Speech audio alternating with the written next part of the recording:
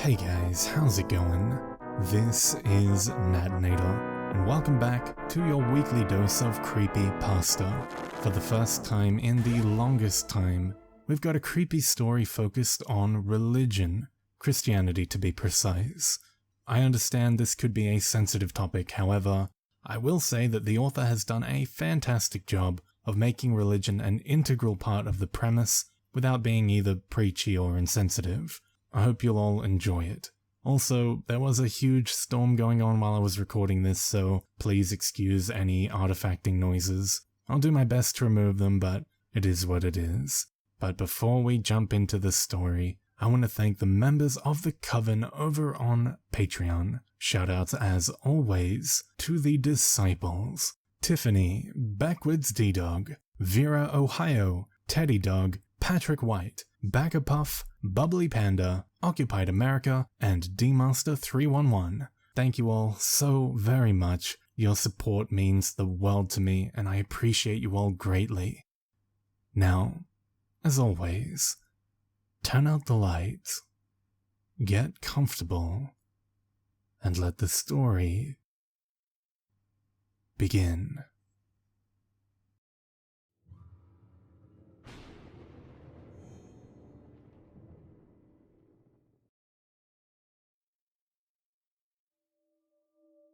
Nowadays, if you're a fanatical Christian, you're most likely looked down upon by society.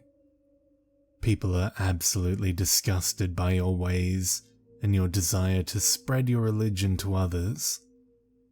As a teenager, you could get outcasted by the other kids because they wish to believe that being anything but Christian is the way you should be.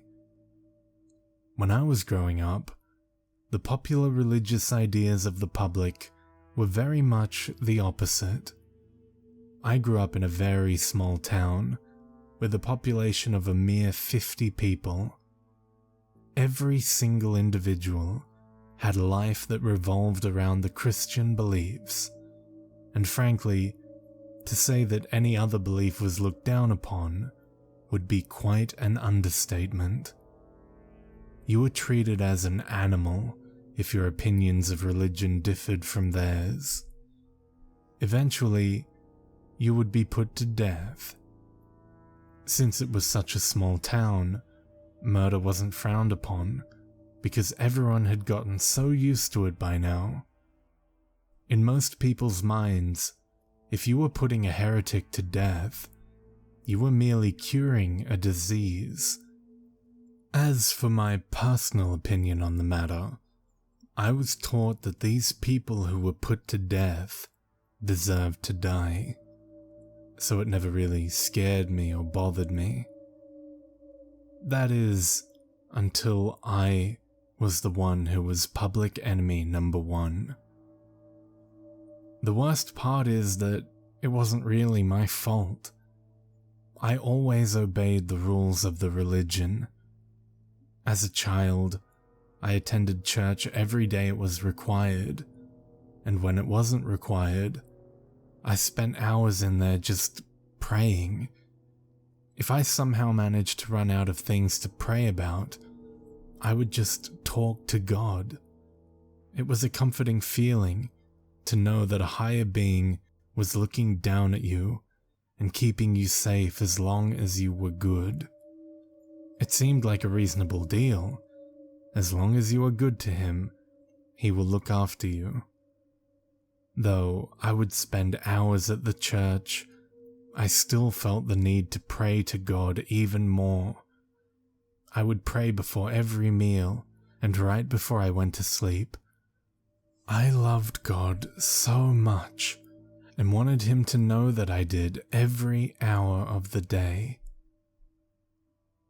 When I was first approached by the unknown entity that crouched at my window, I didn't know what his intentions were. In fact, I thought he was a guardian angel sent from my Lord. I figured that his repulsive features were simply there to test the strength of my loyalty. God simply wanted to make sure I wouldn't judge this angel sent from heaven merely by its looks. He wanted to make sure I would love this angel no matter the physical flaws. Its smile was crooked, for some of its teeth were shattered. His black, sloppy skin loosely hung around his bones, revealing every dent in the bones of his fingers. His eyes managed to claw their way into my head, and I found it very difficult to make eye contact. They seemed to swell out of the sockets.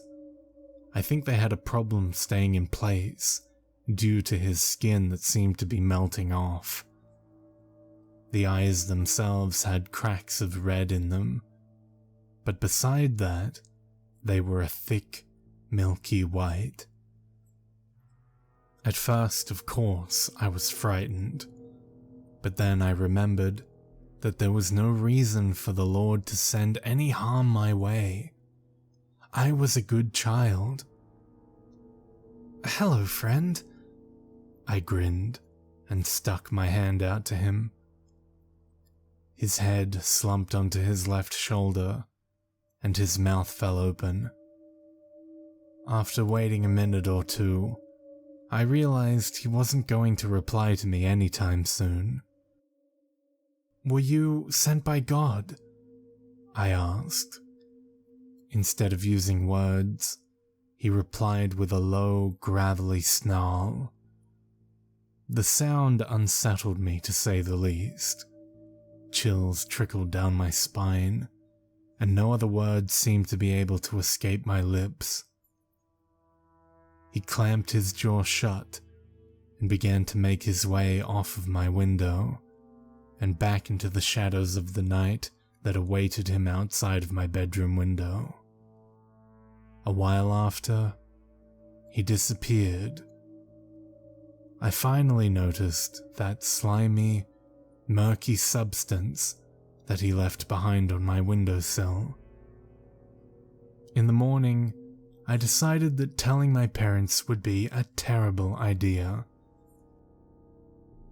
The being that came to my window last night was a personal message from the Lord to me, not them. I assumed if God wanted me to tell my parents, he would have sent him to their window too.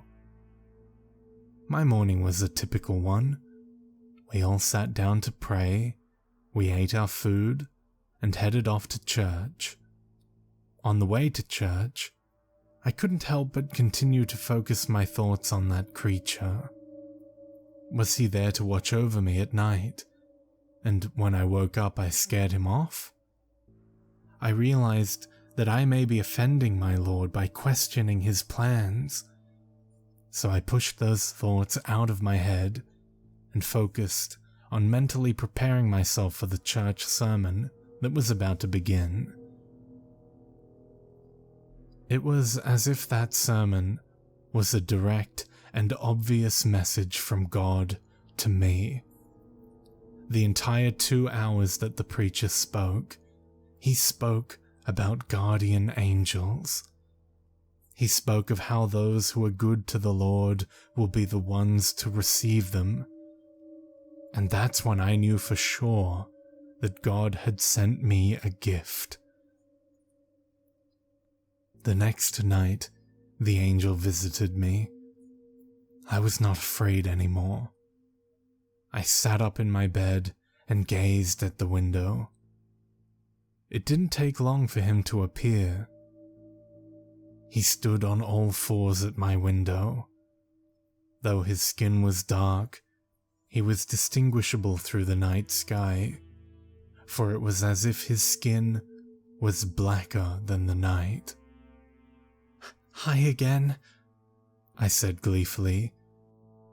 I jumped back slightly when the angel replied to me. I wasn't expecting an answer, to be honest. His voice caused pain to my ears, for it was croaky, and it sounded as if he was trying to talk with needles jammed into his throat. "Hi, Quinn." Now, This was even more proof that the Lord had sent him. He knew my name. I couldn't help but allow a giggle to escape my lips. I was eager to reply, but the angel stopped me with his raspy voice again. "Do you love your God?" That was weird. Wasn't the Lord his God too? Of course, my immediate response was to nod eagerly. His drooping face lifted slowly into a smile. "Would you do anything for him?" Once again, I nodded. I was starting to feel anxious again. I couldn't control it. His existence was overwhelming me with absolute terror.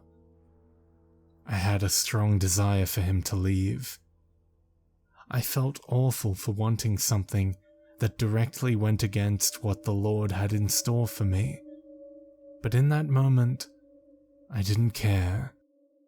This monster was downright disturbing. Before I could utter any words, I saw that he had fled while I was deep in thought. The next morning, I no longer felt that I did not want to tell my parents about this entity that was visiting me. Instead, I felt that I could not tell them that this entity was visiting me. Telling them that I was frightened by a black being with bloated white eyes that was appearing by my window would be a certain death wish. I would be called out as a heretic for believing that such evil would be visiting me, and then I would be put to death without question. I lugged my way through another day of worship. I was disappointed in myself for not being able to focus on God due to the thoughts of the creature that were haunting my mind. Night finally gave me a sigh of relief as I crashed into my bed and slammed my eyes shut. I didn't even pray before I fell into a deep sleep. Now that I think back, I find it hilarious that for 1 second, I actually thought I would get a good night's sleep that night. I awoke once again to those chalky, bulging eyes. My eyes were scorching from my sudden awakening. Just as I was going to tell it sternly to leave, it interrupted me. "Please, do not be afraid." Ha, easier said than done. "I am here to guide you." His words truly clutched my attention. I tried my best to lock eyes with his. How could I have been so stupid? He was never an evil entity at all. I felt absolutely foolish. "You see, the reason you believed you feared me is because this town has been preaching such wrong things. But part of you knew that I was only here to tell you what you were meant to do. You were chosen to show them the errors of their ways, my child. It's not too late to do what's right." A wide grin smeared across my face. I was chosen. Out of all the people in my town, I was chosen to show everyone the right way. I keenly replied, "What does my Lord want me to do?" Stupid. I was so stupid. I was so fucking stupid. The rest of the night was a blur of flames and shrieks of terror and rage. The next thing I remembered was the morning, when I was held down by two very strong citizens. The town priest was standing before me. His eyes leaked tears of disappointment and disgust. From the snippets of conversation that I could catch, I learned that, apparently, I had burned down the town church. No one said anything about a creature. I, alone, burned down the town's only church. Fear swallowed me whole, and I began to scream in absolute terror. Their first act was to sew my lips shut. They wanted to assure themselves that I would never speak any of my heretic thoughts to others again. Their second act was to hack my hands off. They wanted to assure themselves that I would never write any of my heretic thoughts down to show others again. I lost all ability to communicate with others. They left my eyes completely untouched, so I could spend the rest of my isolated life watching others experience the miracles of God's work. Next to me, there was a deep hole in the ground. There they released me into the ground and buried me alive. Over the years, they unintentionally built a new church over my grave. The town died off very slowly and was completely abandoned years later. I'm almost absolutely certain that the creature was responsible for the entire obliteration of the town. But that doesn't matter to me anymore. Every now and then, I get a group of teenagers that visit my church. Typically, they speak of Satan and try to perform rituals to raise me from my grave. It's funny. No matter how hard they try, they won't be able to, because I am already out of my grave. Even in the afterlife, I still try my best to serve God. Every time a new group of adolescents enter my church, they speak of a new story they heard about how the last people who came here were brutally murdered. They always laugh after the person tells the story and then continue to mock me. It's okay though, because I'm always the last one to laugh. I punish them for their heretic beliefs. I'm only doing what is right. After all, I'm merely curing a disease, right?